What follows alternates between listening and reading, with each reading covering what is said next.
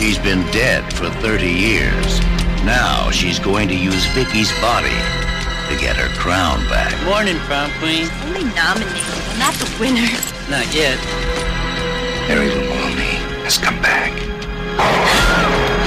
Vicky, Wrong. you came with me. She will enter your body and possess you See you later, alligator. for revenge. Another prom queen hopeful bites the big one. Cracking up? I don't know what's happening to me. She's dead. Dad, you know something about this, don't you? Sucker. No! See you later, alligator. She took the keys to my Cadillac car. They're playing our song. In my kitty and she drove. Well, she jumped in my kitty and she... Hello, Mary Lou. Prom night 2. So Carrie was a monster hit. Everybody loves Carrie. If this podcast is catching your ears and you haven't heard Carrie or haven't seen Carrie, I just don't know what I can say to you. Part of the ripple effect of it being so popular is plenty of films tried to rip it off. Prom Night being a fairly successful one, starring Scream Queen Jamie Lee Curtis, who's still making horror slasher movies 40 years later, by the way.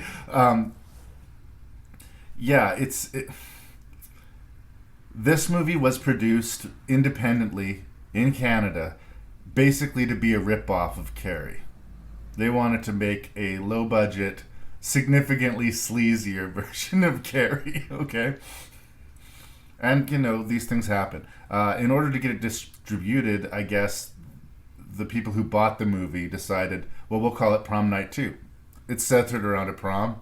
We've already got a successful prom night movie, but in no calculated way was this movie made to really be a sequel to Prom Night. It's a sequel in name only. None of the characters cross over, and the story is completely independent of that. So you don't have to feel like you needed to do due diligence and do your homework and watch Prom Night to enjoy Prom Night 2.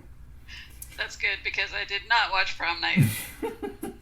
So in 1988, let's do some basic math, 12.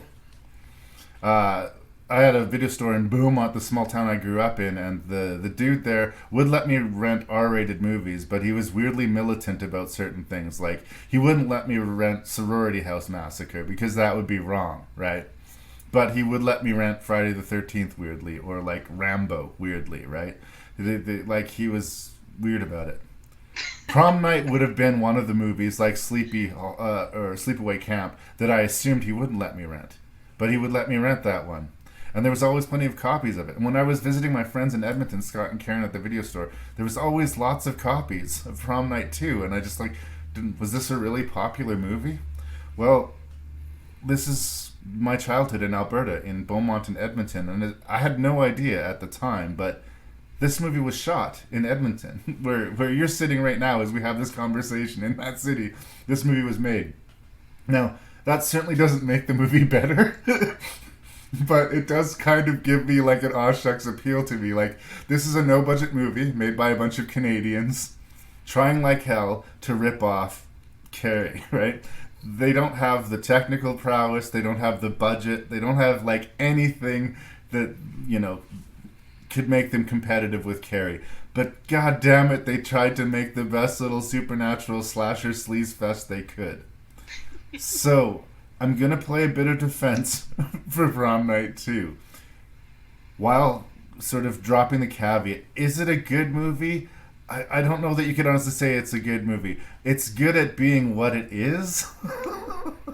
And what it is like I said, a cheap, sleazy, supernatural slasher movie. And if you're in the mood for that, or if that is to your tastes, I think this is kind of an interesting one.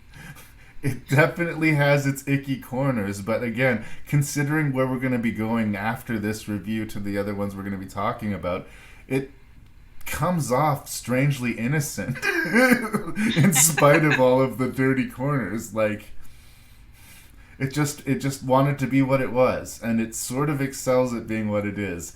It hasn't aged particularly well. You definitely have to look at it through the lens of the time it was made and the kind of movie it is. But I'm going to guiltily defend the movie, I guess is what I'm saying. I'm not saying it's amazing. I'm saying it is what it is. And for this genre of movie, it's kind of got some interesting corners. But I am very interested to hear what you have to say about Hello, Mary Lou, Prom Night 2.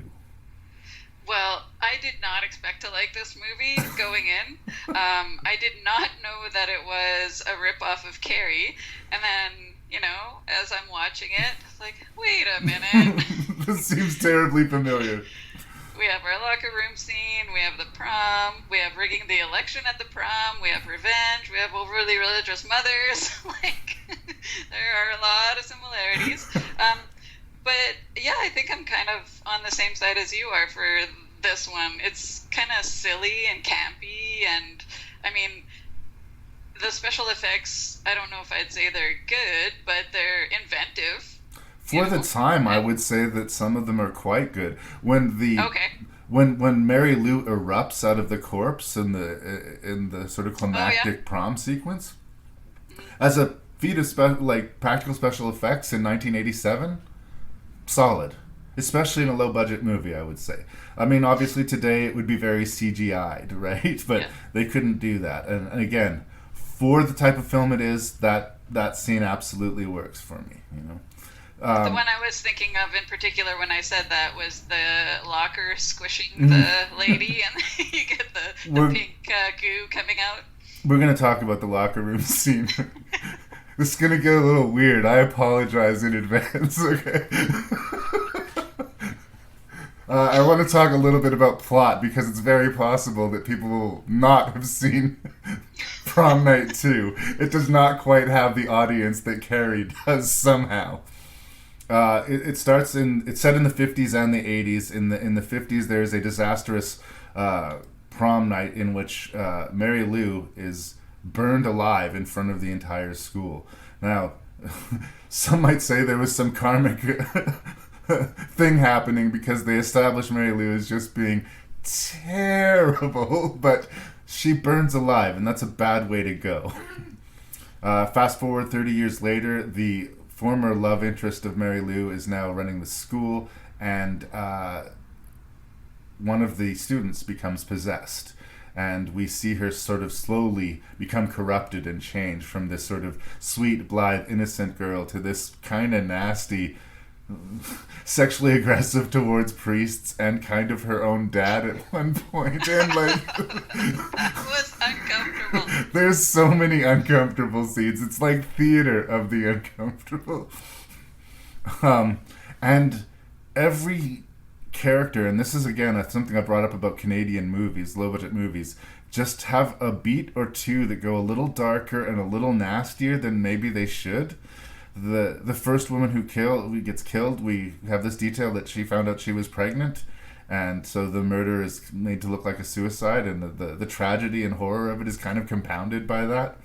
The kid who is supposed to rig the election and the tech guy, I think, is supposed to be laughable and comic relief, except he's only going to rig the election if the shitty girl gives him a blowjob, and that kind of kills any kind of, like, this guy has charm. It's like, it's always a percentage or two weirder or darker than you think it's going to be. And that adds up to being a good thing. But again, individual choices that I don't think I would have made on the day. Deeply, deeply strange. Yeah. So, going back to the video store conversation and what I was allowed to rent around, I think he had hang-ups about the sexploitation, okay? He was okay with me seeing violence, but sex, ew, right? And how true is that, especially of the 80s? Any level of violence was acceptable, but a nipple would stop traffic, right? But he let me rent this movie, and that locker scene might be the first time I saw a fully nude woman outside of The Shining, which doesn't count because The Shining is just traumatizing. It's just traumatizing, right? So this blonde actress, Canadian actress with crimped hair, walking stark naked for quite a long time in this locker room is kind of burned into my brain because I saw it at a very delicate age. And I guess that might feed in me playing defense to the movie. And it's not something that's necessarily good or necessarily bad about the movie, but it's just a point. It's a card I had to flip. It's just true. Okay, I need to just mention something about from a girl's point of view from the that shower scene. Okay, So I would welcome that. One of the girls is already in the shower, Mhm. and then the girl possessed by Mary Lou goes in and kind of chats with her a little bit, and she gets way too close. Yeah. And it takes way too long for the friend to become uncomfortable and be like, "What's going on here?" Like two normal friends would. That's not how it happens in the shower. Well, you've shattered a lot of illusions for me. I'm sorry. But again, it's another one of these uncomfortable, weird things. Yeah, because they're playing up this sort of sexual tension between these women, and like in a lot of '80s horror movies, that was a key that was played as like some part of the madness, some part of the ickiness. Ooh, there's a gayness here, right?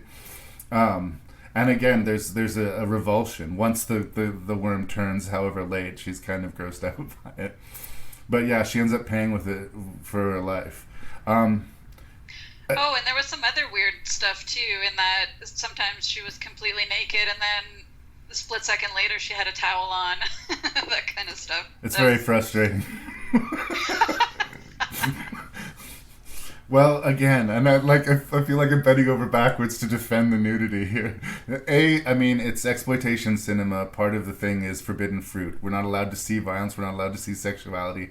So there it was.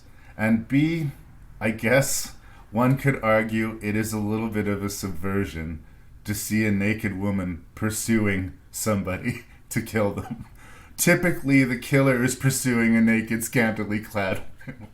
Do I think that the people who made this movie thought that deeply about it? No, I do not. I'm working really hard. But you know what? I wasn't looking at it that way, but that makes sense. I can... Sure. All right, so we got all of that out. I guess I will finish where I started. I mean, if our description of this movie sounds like something that you'd be curious about, by all means, check it out. I think it is memorably odd and, uncomfortable, but not so uncomfortable as to sort of diffuse the enjoyment of the proceedings. Yeah, I agree. It is icky. It is kind of just like a supernatural slasher. You're not going to, sit with it for a long time. It's not going to, change your world, but it's surprisingly successful, I think. And I'm not sure, I had to kind of read a little bit about it later to fully understand how the supernatural suitcase and everything was working at the end and stuff. I didn't 100% get it story-wise when I watched it, but, I mean, that didn't matter, really. But... And again, the ending is kind of a mess, really. We have another big prom finale, and a bunch of people get killed, and the mean girl gets killed, and the guy rigging the election gets electrocuted, and Michael Ironside shows up to try and correct a wrong from his past, but instead of defeating the evil, becomes possessed by it himself. And so the credits roll on a very cliffhanger, unsorted, sort of uncertain ending. And again, I don't think anyone's going to lose sleep over it.